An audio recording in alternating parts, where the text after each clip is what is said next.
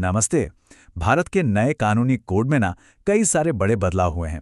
आज हम एक ऐसे ही खास नियम को समझने वाले हैं जो राज्य के खिलाफ अपराधों से जुड़ा है। चलिए देखते हैं कि नई संहिता की धारा 217 में आखिर है क्या। तो एक सवाल मन में आता है ना कि क्या राज्य के खिलाफ हुए अपराधों के लिए किसी पर वैसे ही केस चलाया जा सकता है जैसे मान लीजिए चोरी या किसी और आम जुर्म के लिए? क्या प्रोसेस बिल्कुल एक जैसा होता है? तो इसका जवाब ना बड़ा सीधा है, बिल्कुल नहीं। ऐसा करने के लिए एक खास हरी झंडी की जरूरत होती है। ये कोई मामूली प्रक्रिया नहीं है और यहीं से पूरा मामला दिलचस्प हो जाता है। तो आज हम क्या क्या बात करने वाले हैं। सबसे पहले समझेंगे कि ये हरी झंडी आखिर है क्या। फिर देखेंगे कि ये मंजूरी देता कौन है, मतलब टॉप लेवल पर कौन फैसला लेता है। इसके बाद हम जानेंगे कि कब लोकल अधिकारी इसमें शामिल होते हैं। साजिश यानी कंस्पिरेसी के मामलों में एक खास नियम है, उसे भी समझेंगे। और आखिर में एक बहुत ही दिलचस्प कदम के बारे में बात करेंगे जो सरकार उठा सकती है। तो चलिए शुरू करते हैं पहले हिस्से से। ये जरूरी हरी झंडी, इसको ना आप न्याय का एक गेट कीपर समझ सकते हैं। मतलब एक ऐसा गार्ड जो ये तय करता है कि कौन सा मामला कोर्ट के अंदर जाएगा और कौन सा नहीं। तो ये हरी झंडी आखिर है क्या चीज? देखिए, कानूनी भाषा में इसे कहते हैं अभियोजन की मंजूरी या सैंक्शन फॉर प्रोसिक्यूशन।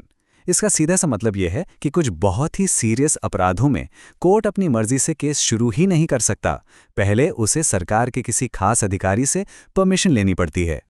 अक्सर कानून की किताबों में ये लाइन मिलती है, कोई भी न्यायालय संज्ञान नहीं लेगा। सुनने में ये थोड़ा भारी भरकम लगता है ना, पर इसका मतलब बहुत सिंपल है। इसका मतलब है कि कोर्ट के हाथ बंधे हुए हैं। वो तब तक केस की फाइल को हाथ भी नहीं लगा सकता जब तक सरकार से वो जरूरी इजाजत ना मिल जाए।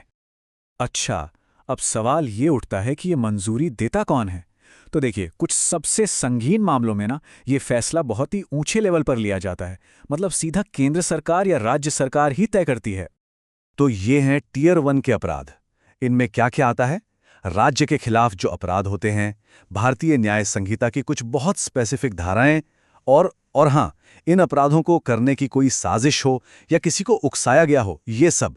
इन सभी सीरियस मामलों में मंजूरी देने का हक सिर्फ और सिर्फ केंद्र सरकार या फिर राज्य सरकार के पास होता है। लेकिन सोचिए, क्या हर मामले का फैसला दिल्ली या स्टेट कैपिटल में ही होगा? नहीं, ऐसा नहीं है। चलिए अपने तीसरे हिस्से में देखते हैं कि कब ये पावर थोड़ी नीचे यानी लोकल लेवल पर भी आ जाती है। अब आते हैं टियर 2 के अपराधों पर। इसमें बीएनएस की कुछ और धाराएं और उनसे जुड़ी साजिशें शामिल हैं। पर यहां सबसे मजेदार बात पता है क्या है? वो है मंजूरी देने वाला प्राधिकरण वाला कॉलम। यहां केंद्र और राज्य सरकार के साथ एक नया नाम जुड़ गया है, डिस्ट्रिक्ट मजिस्ट्रेट यानी डीएम। तो साफ है ना, दोनों टियर्स में सबसे बड़ा फर्क यही है। टियर 1 में सिर्फ सेंटर और स्टेट गवर्नमेंट्स हैं, जबकि टियर 2 के अपराधों में फैसला लेने की ये पावर लोकल लेवल पर यानी डिस्ट्रिक्ट मजिस्ट्रेट तक भी दे दी गई है। इससे क्या होता है? प्रोसेस थोड़ा डिसेंट्रलाइज हो जाता है। अब एक बहुत ही स्पेशल केस की बात करते हैं, क्रिमिनल कॉन्स्पिरेसी यानी आपराधिक साजिश। इसके लिए ना कानून में एक अलग ही नियम है। चलिए देखते हैं कि ये क्या है और ये बाकी अपराधों से अलग कैसे है।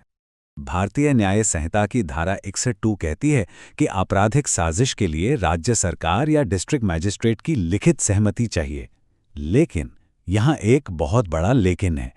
अगर साजिश किसी बड़े संगीन जुर्म की हो, मतलब ऐसा कोई अपराध जिसकी सजा मौत, उम्र कैद या 2 साल से ज्यादा की सख्त जेल हो, तो फिर इस अलग से सहमति की कोई जरूरत नहीं है। उन मामलों में नॉर्मल प्रोसेस ही फॉलो होता है। तो अब हम आ गए हैं अपने आखिरी हिस्से पर। एक सवाल है, क्या सरकार को यह फैसला आंखें बंद करके लेना पड़ता है या उनके पास भी मामले को जांचने परखने का कोई तरीका होता है? बिल्कुल होता है। कानून सरकार को एक बहुत जरूरी पावर देता है। मंजूरी देने से पहले एक प्रिलिमिनरी इन्वेस्टिगेशन यानी शुरुआती जांच करवाने की। प्रोसेस बहुत सीधा है। सरकार के पास अर्जी आती है, वो चाहे तो किसी इंस्पेक्टर रैंक या उससे बड़े अफसर को केस की जांच के लिए कह सकती है और फिर उस जांच की रिपोर्ट को देखकर अपना फाइनल डिसीजन लेती है। मतलब ये जो प्री चेक है, ये सरकार को, चाहे वो केंद्र हो, राज्य हो या डिस्ट्रिक्ट मजिस्ट्रेट हो, एक मौका देता है कि वो किसी भी मुकदमे में कूदने से पहले अच्छी तरह देख समझ लें। ये एक तरह का सेफ्टी नेट है, ये पक्का करने के लिए कि केस में दम है भी या नहीं। तो फिर आज की पूरी बातचीत का निचोड़ क्या है? वो ये है कि राज्य के खिलाफ कुछ खास अपराधों के लिए सरकार की ये जो मंजूरी है, ये सिर्फ कोई फॉर्मेलिटी या कागजी काम नहीं है। ये तो असल में उस कानूनी रेस की स्टार्टिंग लाइन है। इसके बिना तो रेस शुरू ही नहीं हो सकती। और जाते जाते हम एक सवाल के साथ आपको छोड़ जाते हैं। सोचिएगा जरूर, ये जो मंजूरी का सिस्टम है, ये असल में क्या है? क्या ये ताकत के गलत इस्तेमाल पर एक जरूरी कंट्रोल है ताकि झूठे केस ना बने, या फिर ये कहीं न्याय के रास्ते में एक ढाल बन सकता है जिससे असली गुनहगार बच निकले? इस पर विचार जरूर कीजिएगा।